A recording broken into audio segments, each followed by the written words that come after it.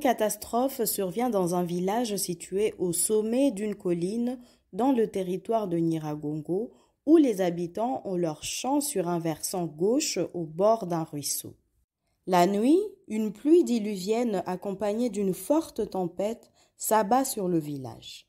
Le matin, le constat est le suivant.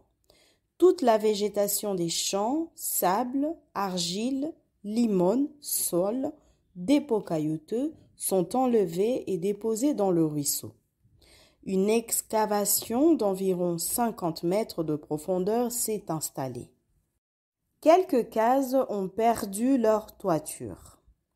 L'enseignant des technologies de l'information et de la communication de la 2e année des humanités scientifiques de l'unique école du village demande à ses élèves de rechercher sur le net les agents causaux des érosions, d'identifier leur type, d'indiquer celles qu'on retrouve dans leur milieu, l'année de leur apparition et d'écrire un programme en Python qui présente les informations recueillies dans un tableau selon le modèle ci-dessous pour aider le chef du village dans la gestion de ces types de catastrophes.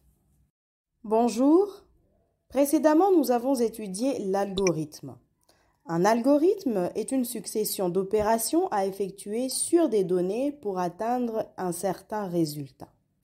Par exemple, une recette de cuisine est un algorithme dont les ingrédients représentent les données nécessaires et le résultat est le plat qu'on veut cuisiner. Il faut savoir qu'en l'absence d'événements aléatoires, un même algorithme reproduit à chaque fois les mêmes instructions sur les mêmes données, ce qui garantit le résultat. Si vous avez bonne mémoire, qu'appelle-t-on données d'entrée et de sortie dans un algorithme? Aujourd'hui, nous verrons les algorithmes de recherche.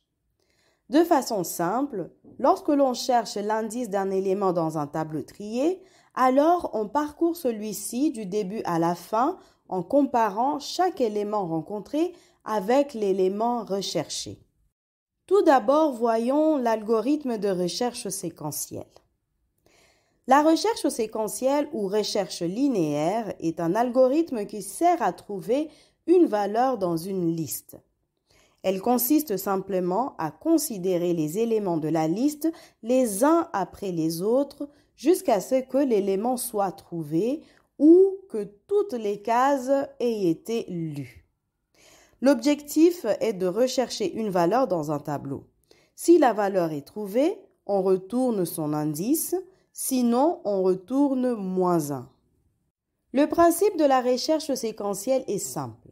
On va parcourir les cases de la tranche du tableau dans l'ordre croissant des indices jusqu'à ce qu'on trouve l'élément X ou bien jusqu'à ce qu'on arrive à la fin de la tranche sans avoir trouvé l'élément X. Par exemple, imaginons que l'on a un tableau d'entier qui contient les entrées suivantes. Nous souhaitons rechercher l'indice de l'élément 18. Alors, on commence par le premier indice, 0, qui contient la valeur 5, ainsi de suite jusqu'à l'indice 4, qui contient la valeur 18 que nous recherchons. Et on arrête le parcours du tableau. Alors, au bout de 5 itérations, nous avons trouvé l'indice de l'élément recherché, table, entre crochets 4, qui est égal à 18. La recherche séquentielle est plus simple et pratique lorsque notre tableau n'a pas beaucoup d'éléments. Mais lorsque nous avons par exemple de dizaines de milliers de données dans notre tableau, alors la tâche devient plus fastidieuse. C'est dans ce cas que l'on utilise la recherche dichotomique. Le principe de la recherche par dichotomie est de rechercher un élément par palier en réduisant l'intervalle parcouru de moitié à chaque itération. La recherche dichotomique se passe de la manière suivante. On commence d'abord par établir l'intervalle de recherche initial qui couvre le tableau entier. On précise alors le début de l'intervalle à l'indice 0 et la fin de celui-ci à l'indice 7.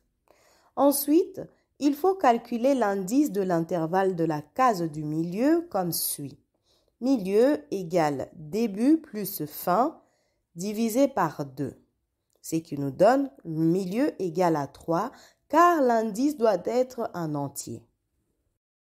La valeur de l'indice 3 vaut 15. Et puisque 15 est inférieur à 18, alors on peut déduire que la case qui contient la valeur 18 se trouve dans l'intervalle situé à droite de la case 15. Maintenant, on change l'intervalle de recherche en précisant que le début vaut l'indice 4, c'est-à-dire l'indice de la case du milieu calculé précédemment plus 1. On conserve l'indice de fin qui est 7. On refait donc le calcul. Le milieu égale début plus fin divisé par 2, qui est égal à 4 plus 7 divisé par 2, ce qui nous donne 5. On compare alors l'élément recherché qui vaut 18 avec l'élément contenu dans la case 5 et qui vaut 20. Comme 20 est supérieur à 18, alors on sait que l'élément recherché est situé à gauche de la case 5. On spécifie à nouveau un intervalle de recherche précisant cette fois-ci que la fin vaut l'indice 4.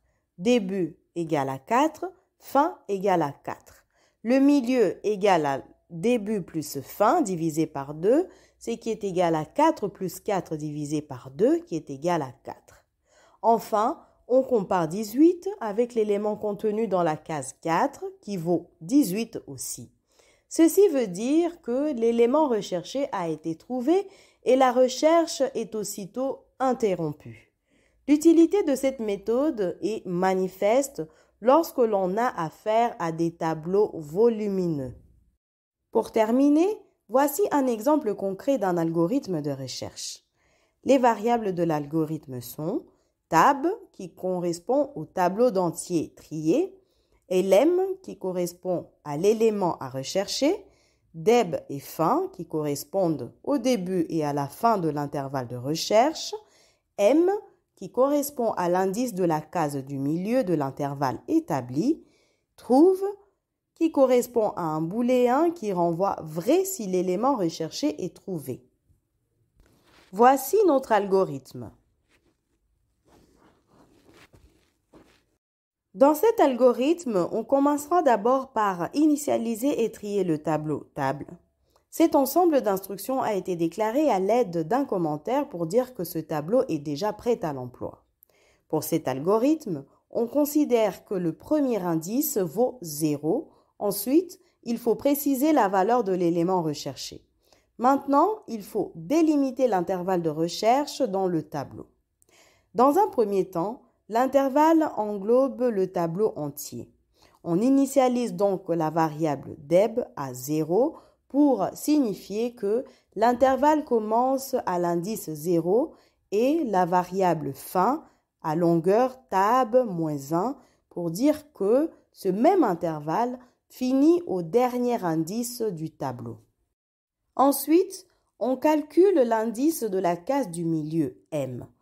Quant à la variable trouve, on l'initialise avec la valeur faux pour dire qu'initialement, l'élément recherché n'est pas encore trouvé. On procède ensuite à un traitement itératif à l'aide de la structure tant que.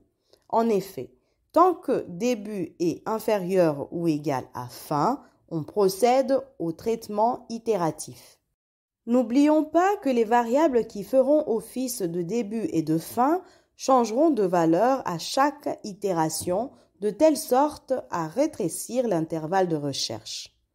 Dans la boucle tant que, on vérifie si la valeur contenue dans la case du milieu est égale à l'élément recherché. Si c'est le cas, alors l'élément a été trouvé. On change alors la variable trouve en vrai et on termine par le mot-clé break pour mettre fin à l'algorithme. Sinon, c'est-à-dire si la valeur de la case du milieu est différente de l'élément recherché, alors il faut réduire l'intervalle de recherche, soit en faisant avancer la valeur du début, soit en faisant reculer la valeur de fin. On doit alors déterminer de quel côté est situé l'élément que l'on recherche par rapport à la case du milieu. On doit par conséquent procéder à un autre traitement conditionnel. En effet, si la valeur de la case du milieu est supérieure à la valeur de l'élément recherché, alors ce dernier est forcément situé dans la première moitié de l'intervalle courant. On laisse alors le début de l'intervalle tel qu'il est et on réduit la valeur de fin de sorte qu'elle soit égale à m-1, c'est-à-dire l'indice de la case est situé juste avant celle du milieu de l'intervalle précédent. Sinon, c'est-à-dire si l'élément recherché se trouve dans la deuxième moitié de l'intervalle, alors on laisse la valeur de fin telle qu'elle est et on fait avancer la valeur de début de sorte qu'elle soit égale à m plus 1, ce qui veut dire l'indice de la case située juste après celle du milieu de l'intervalle précédent. Avant de recommencer la boucle, on recalcule l'indice de la case du milieu du nouvel intervalle par la même formule et on refait le traitement. À la sortie de la boucle, on vérifie si la variable trouve vaut vrai, ce qui signifie que l'élément recherché a été trouvé. Si c'est le cas, on affiche la position ou son indice dans le tableau. Sinon, c'est-à-dire si la valeur recherchée demeure faux, alors on affiche que l'élément est introuvable et on met fin à l'algorithme. En conclusion, de façon simple, lorsque l'on recherche l'indice d'un élément dans un tableau trié, alors on parcourt celui-ci du début à la fin en comparant chaque élément rencontré avec l'élément recherché. Cette méthode est appelée recherche séquentielle. Cependant, lorsque le tableau a des données plus conséquentes, on utilise la recherche dichotomique.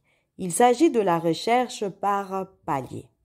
Il faut noter que certains programmes, comme par exemple Python, disposent déjà de l'opérateur in pour tester si un élément figure dans une liste du tableau, ou encore de la méthode index qui permet de renvoyer l'indice de l'élément dans la liste s'il a été trouvé. Pour terminer, c'est à vous de répondre à ces questions. Première question, différencier les recherches séquentielles et dichotomiques. Deuxième question, montrer l'importance d'une instruction de fin de boucle dans un algorithme de recherche. Troisième question, en fonction des données renseignées dans la situation de départ, écrivez un programme en Python qui présente les informations recueillies dans un tableau selon le modèle ci-dessus afin d'aider le chef du village dans la gestion des catastrophes naturelles. C'est tout pour aujourd'hui. Bon travail et à bientôt!